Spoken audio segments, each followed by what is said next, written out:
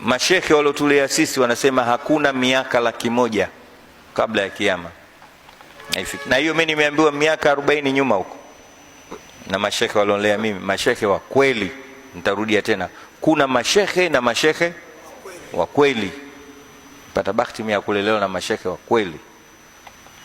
Inna lillahi ibadan futana talaqu dunya wa khafu alfitana nadharu fiha falamma ra'awha annaha laysat lilhayy fiha watana ja'aluha lujja wattakhadhu salihal a'mali sufuna.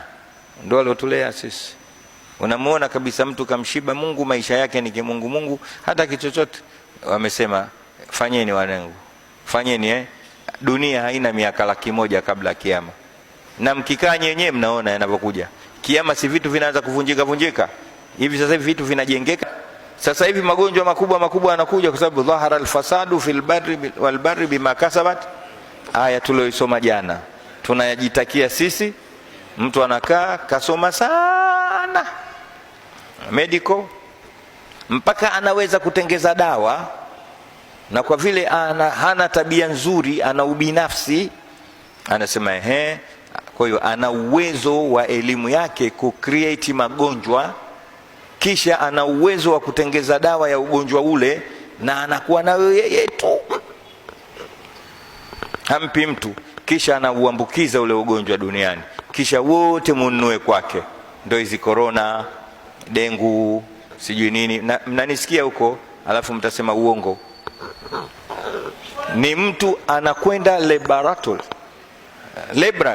anachanganya vya kuchanganya, anamtengeza mdudu. Ilmu, umeelewa? Alafu mdudu huyu anaweza kukaa kwa mwanadamu, kisha anajua dawa ya kumuua yule. Dawa hiyo ni yake yetu, dunia nzima ikanunue kwake. Ndio inaitwa chanjo. Akishapata mahela, basi anamzima yule mdudu, anakaa muda, anatengeza mwingine. Ndio magonjwa, malaria, sijui nini, manini, mashipa, matende. Sasa kuna mdudu wa mbu wa shipa, katengezwa.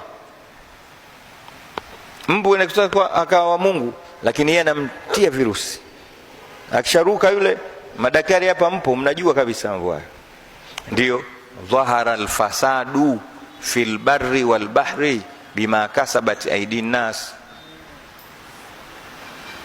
Lakini lau si hayo, ingekuwa watu wanayo hiyo tabia njema.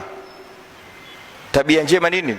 Ya kutanguliza wengine maslahi yao kuliko yeye mtu, akaacha ubinafsi, usingekuja ugonjwa wa aina yote.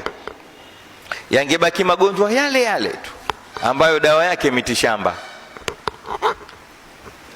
Magonjwa tena, uzuri wa magonjwa yale, kila mtu ana ugonjwa kutokana na ardhi aliyozaliwa, tiba yake iko kwao. Msambaa na ugonjwa wake akajitibu Sambani, mimi wapi, wewe Mpemba huko.